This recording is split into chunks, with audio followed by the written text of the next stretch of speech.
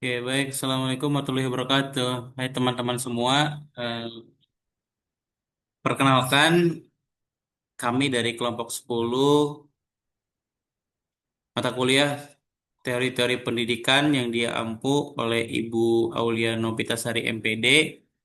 Eh, Perkenalkan, nama saya Puji selaku moderator dan rekan saya ada Dwi Cahya Apriliani selaku presentator. Kami di sini akan membahas tentang perubahan konseptual. Nah, puji syukur senantiasa kita panjatkan kehadirat Allah Subhanahu wa Ta'ala yang telah memberikan kita kesempatan kenikmatan sehingga masih bisa melakukan presentasi di pagi hari ini dalam keadaan sehat walafiat. Salawat dan salam semoga selalu tercurah limpahkan kepada baginda Nabi Muhammad sallallahu alaihi wasallam, pada sahabat, kepada keluarga, dan semoga sampai kepada kita selaku umatnya yang senantiasa eh, menantikan syafaatnya di yaumil kiamah kelak. Amin. Ya Allah ya Rabbal Alamin. Tanpa berlama-lama untuk mempersingkat waktu, mari kita bahas materi kita pada hari ini dengan Kak Dwi Saya Priliani. Dipersilahkan. Saya akan jelaskan apa sih perubahan konseptual itu. Nggak jalan sulitnya. Tidak, Kak? Kurang jelas. Nggak jalan ininya. Layarnya nggak jalan. PPT-nya nggak jalan.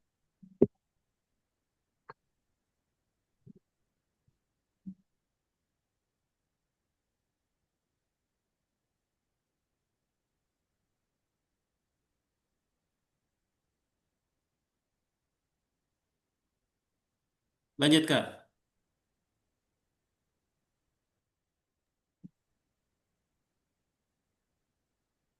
Bahan konseptual adalah proses di mana konsepsi atau pemahaman seseorang yang sudah ada dan tertanam diganti atau diubah oleh konsepsi, pandangan, atau keyakinan yang baru dan lebih sesuai, melibatkan pergeseran kognitif yang terjadi ketika seseorang menyadari bahwa pemahaman lamanya tidak memadai untuk menjelaskan fenomena baru atau memecahkan masalah.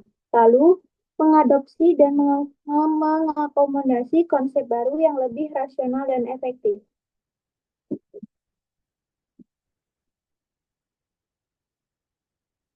Kemudian, strategi mengatasi miskonsepsi yaitu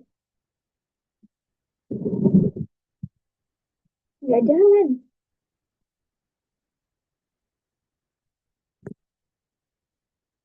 Kemudian, strategi mengatasi miskonsepsi yaitu miskonsepsi sendiri seringkali sulit diatasi sepenuhnya dan dapat muncul kembali dalam kondisi tertentu.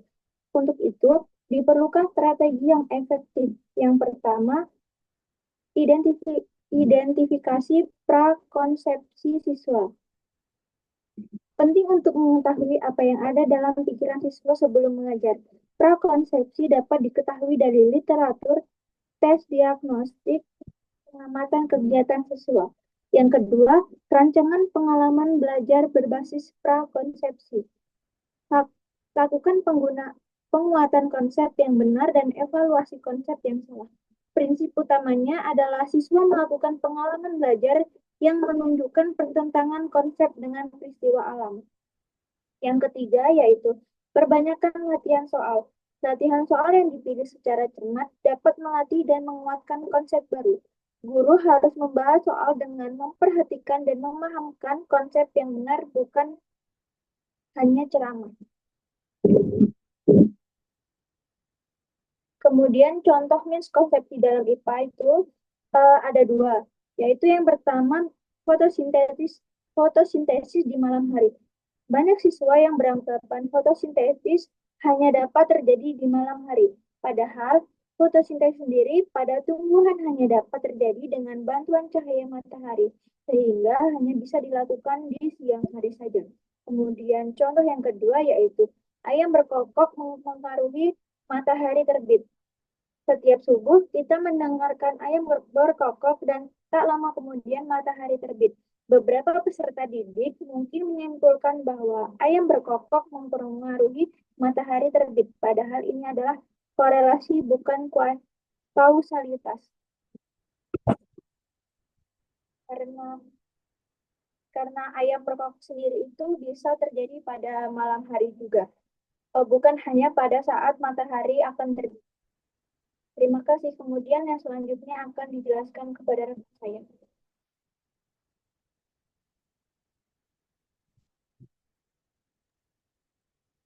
Oke, baik. Selanjutnya kita akan membahas conceptual change atau perubahan konseptual.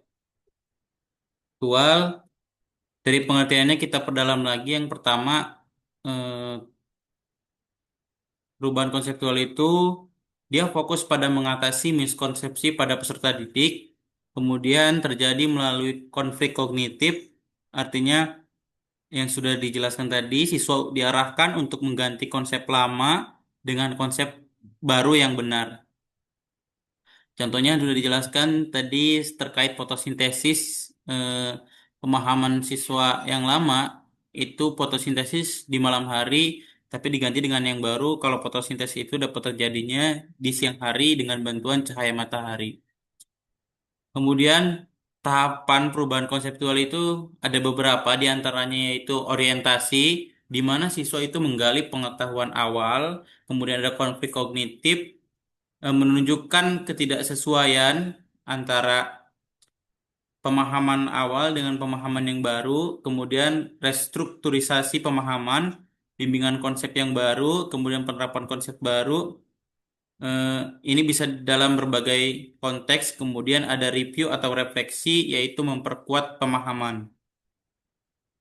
Kelebihan dan tantangan perubahan konseptual. Untuk kelebihan yang pertama, di sini dapat mengatasi miskonsepsi pada peserta didik, serta meningkatkan higher order thinking skill, berpikir tingkat tinggi, kemudian pada pemahaman lebih mendalam dan tahan lama. Tantangannya dari perubahan konseptual ini perlu strategi konflik kognitif yang tepat. Kemudian seorang guru juga harus kreatif dan sabar. Terus resiko, yaitu peserta didik itu bisa menjadi bingung atau frustasi jika tidak terarah dengan baik.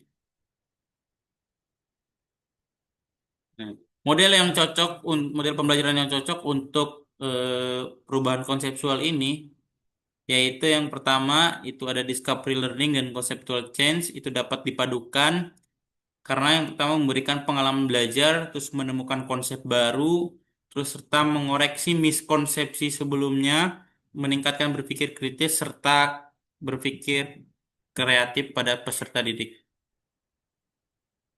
Baik, teman-teman semua, itu saja mungkin presentasi dari kelompok 10 mengenai perubahan konseptual untuk mata kuliah teori pendidikan. Jika ada pertanyaan, kami persilakan untuk menuliskannya di kolom komentar. Sekian mungkin presentasi dari kami. Saya Puji dan rekan saya Dwi Cahaya Apriliani mengucapkan terima kasih atas perhatiannya. Alhamdulillahirabbil alamin. Kami tutup. Wassalamualaikum warahmatullahi wabarakatuh.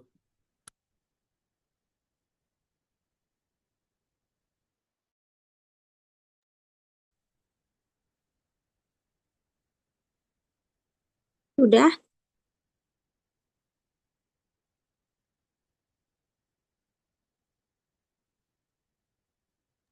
Sabar ya, gue lihat dulu rekamannya ini. Oke.